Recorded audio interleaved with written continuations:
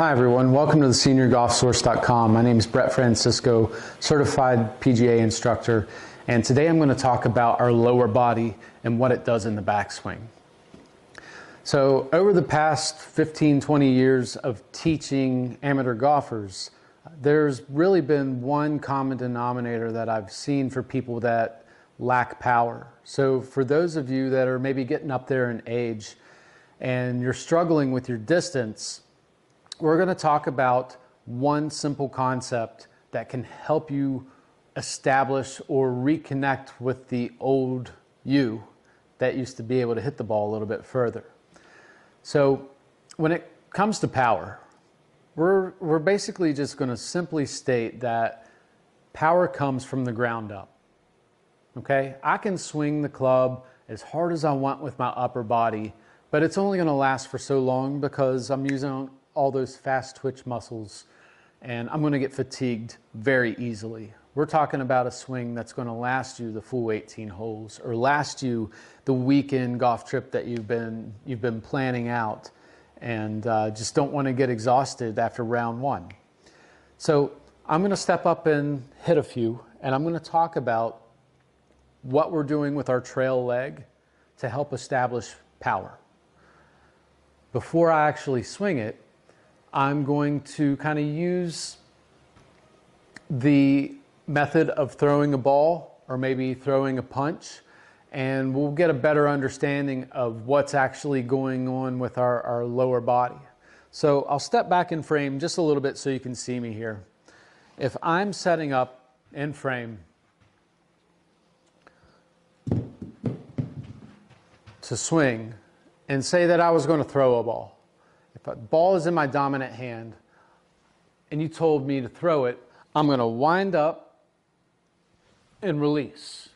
If I needed to deliver a punch, I'm going to wind up and release.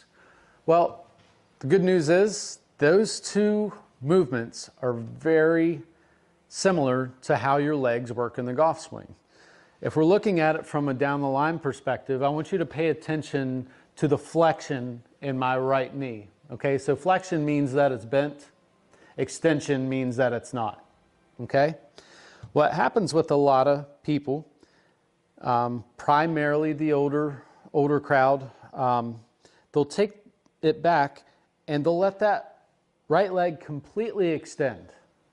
Okay, so they're creating complete extension.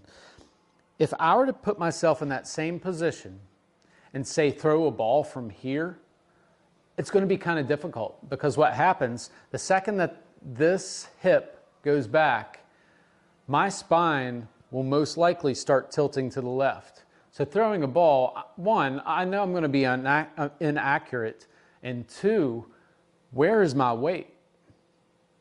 Now, I know that there's methods out there called like the stack and tilt, but honestly, it's something that I've taught, it's something that I completely understand, but it's something that I don't see that has worked for the vast majority of senior golfers. Not to say that it doesn't exist, but I'm talking more in the general terms of a standard basic swing, all right?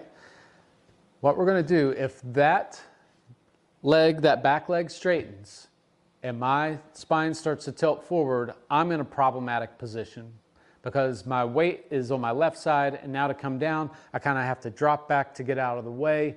If you ask me, that's way too many moving parts. I've got to do too many things to get myself back in a good position in order to make it work.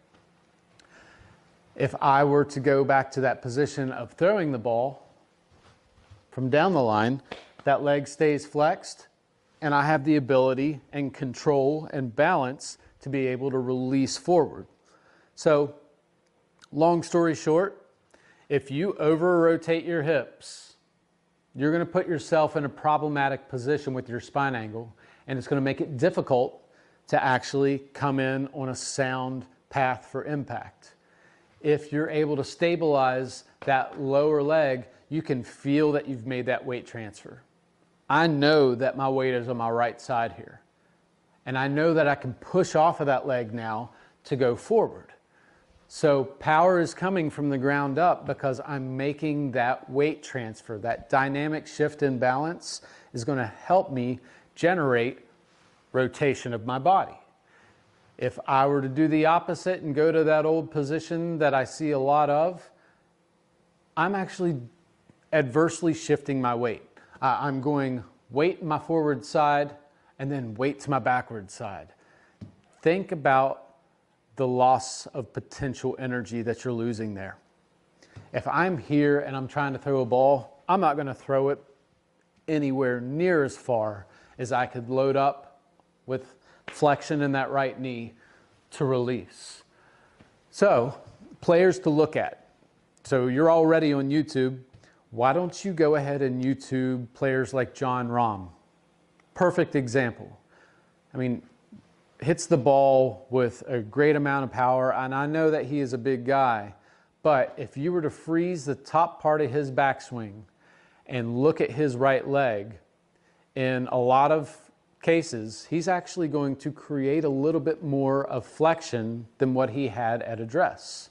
So meaning that if he were here at address, he created a little bit more of a seated position in that right leg to create that resistance for power. So again, please like and subscribe, comment for more, and I'd love to hear what you have to say. Thank you.